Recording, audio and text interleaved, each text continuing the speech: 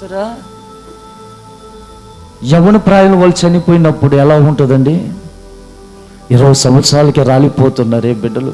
పుట్టినరోజు చేసినప్పుడు, ఫస్ట్ పుట్టినరోజు చేసినప్పుడు 20 సంవత్సరాలకి ఏం చేయాల్సి వస్తుంది?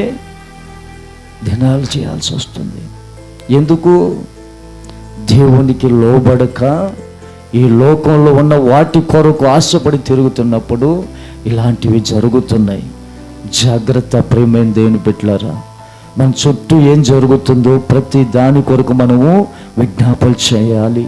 ఇది ఎందుకు చేయాలంటే యేసయ్య భూమి మీదకి వచ్చి మన కొరకు విజ్ఞాపన చేశాడు, ప్రార్థన చేశాడు.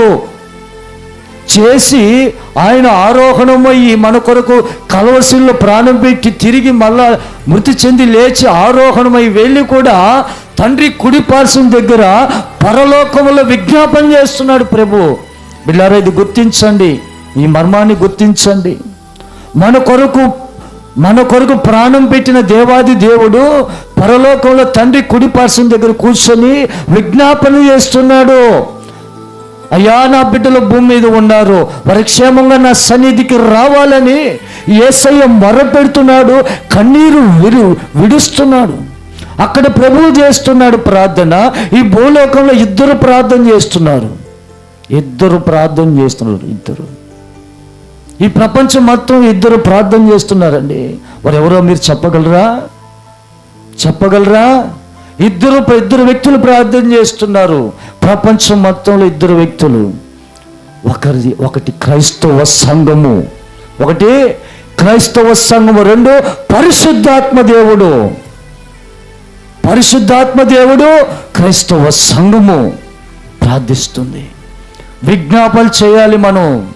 ప్రపంచంలో ఏం జరుగుతుందో ప్రతి ఒక్కరి కొరకు, రోగుల కొరకు, దెయ్యాలు పట్టిన వాళ్ళ కొరకు, రక్షణలకు రాని వారి కొరకు, యవ్వనస్తుల కొరకు, వృద్ధుల కొరకు, పిల్లల కొరకు, ప్రసవ వేదన పడుతున్న ఆ బిడ్డ 9 మాసాలు మోసి తల్లి కనేటప్పుడు బిడ్డ బయటికి క్షేమంగా వస్తుందో, గర్భంలో చనిపోతుందో అనే భయం అయితే తల్లికి.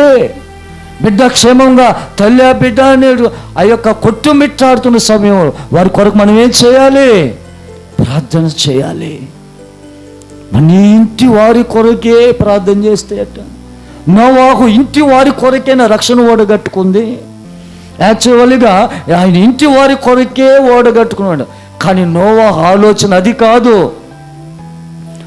రక్షణ ఓడైతే కట్టాడు, ఇంటి బిడ్డలు లోబడ్డారు, సొంత గొర్రెలు లోబడ్డారు. బయట ఉన్న ప్రజలు లోబడ్డారా? లోబడలేదు. కానీ పక్షులు వచ్చాయి, జంతువులు వచ్చాయి. నా పట్టణ ప్రజలు రాలేదని నోవాహు ఏం విడిచాడమ్మా? కన్నీరు విడిచాడండి. దైవజనుడు సంతోషంతో ఓడ ఎక్కలేదండి. పిల్లరా, ఆలోచించే ఇటు నా వైపు చూడండి.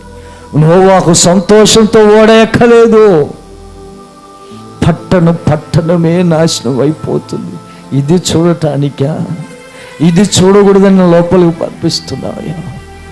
ఎన్ని సంవత్సరాలు వీళ్ళకి సువార్త చెప్పాను, వీళ్ళు వినలేదు. ఒక్క కుటుంబం అయినా ఓడలోకి వస్తుందని ఆశగా చివరి గడియ వరకు ఎదురు చూశాడండి. ఆ తలుపు దగ్గర నిలబడినప్పుడు కొంత సమయం దేవుడు ఇచ్చాడు నోవాహుకి. కుటుంబం వాడితో అందరూ వచ్చారు కదా నాయన రా అన్నప్పుడు ఇంక ఊర్లో ప్రజలు పరిగెత్తుకుంటూ ఒక్కడైనా వస్తుందేమో, ఒక తల్లి అయినా వస్తుందేమో, ఒక కుమారుడైనా వస్తాడేమో ఆశగా కన్నీరు కారుస్తూ దుఃఖిస్తూ కన్నీటిలో ఎదురు చూస్తున్నాడండి. ఎదురు చూస్తున్నప్పుడు దేవుడు ఏమన్నాడు? నోవాహు, చాలయ్యా, వెళ్ళు, లోపలికి వెళ్ళు, బాధపడవాకు. నీ సంతానంలో నుంచి నేను జనాన్ని వృద్ధి చేస్తా, భయపడవాకు. అక్కడ ఏం పొందుకున్నాడండి నోవాహు? ఆశీర్వాదం, వాగ్దానము. నీ కుటుంబంలో నుంచి ఏలికలు బయటకు వస్తాయి, భయపడవాకు, పో లోపలికి. ఈ యొక్క సంతానం అంతా నాశనం అయిపోద్ది, నీ కుటుంబంలో నుంచి సంతతి నేను బయటికి తీస్తానయ్యా, బాధపడవాకు, పో లోపలికి అని దేవుడే తలుపేసేసాడు. చూడండి, ఆడేం పొందుకున్నాడు నోవాహు? ఆశీర్వాదం, సంతానం పొందుకున్నాడండి. సంతానం, ఆశీర్వాదం. ప్రసవ వేదన పడ్డాడు. ఏం కన్నాడు? నెక్స్ట్ జనరేషన్ని, ఆ చెడు తరము గతించిపోయింది, ఆ తరం గతించిపోయింది. కొత్త జనరేషన్ని